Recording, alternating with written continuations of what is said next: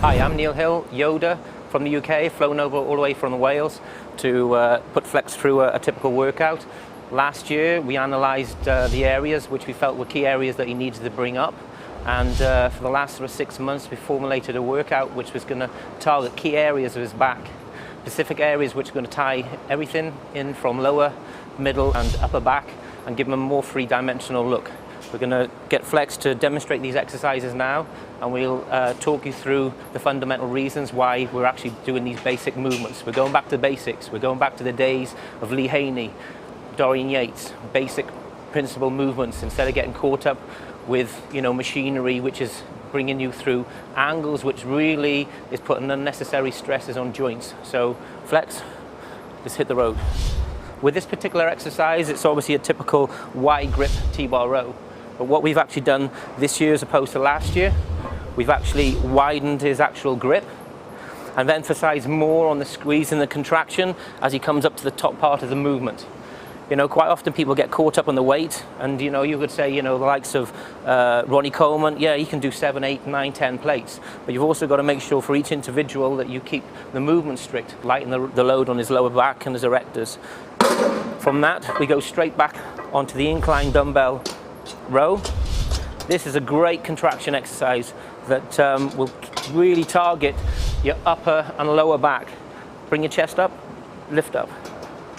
The more you can lift your back off the bench, the more contraction you're getting into your middle and lower back.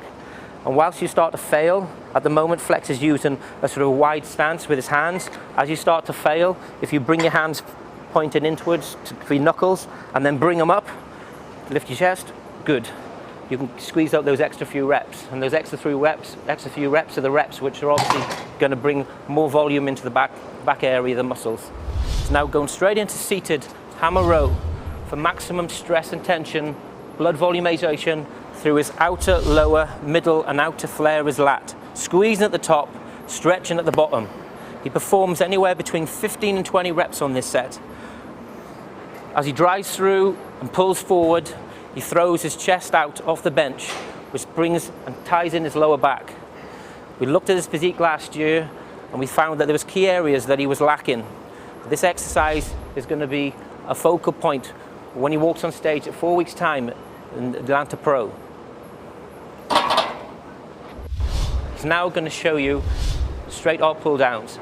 I've got Flex to visualize being on stage in the symmetry round, showing his flares to his lats. Full stretch at the top, maximum pull down at the bottom to bring all key areas into play. This is a basic but isolated movement which will target key areas which are left out on certain compound movements. From there, he goes straight into standing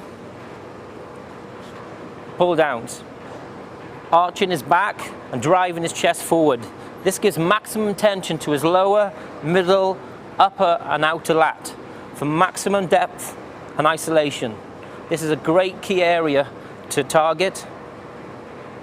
Driving through, moving straight on to pull downs. He takes a wide grip, pulling, driving through, throwing his chest forward. He performs anywhere between 10 and 12 reps. With a partner, he drops the weight, narrows his grip. Again, driving through, squeezing for maximum tension and blood throw.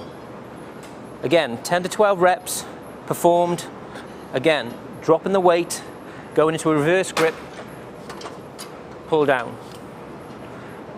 As he drives it through the bottom, he squeezes tension. Maximum tension and isolation. Stretch and pull. Stretch and drive it through, pull. Holding at the bottom for a minimum 3 seconds. Good. That's his last set of Y3T training. I hope that you at home enjoyed the experiences of the Yoda principles.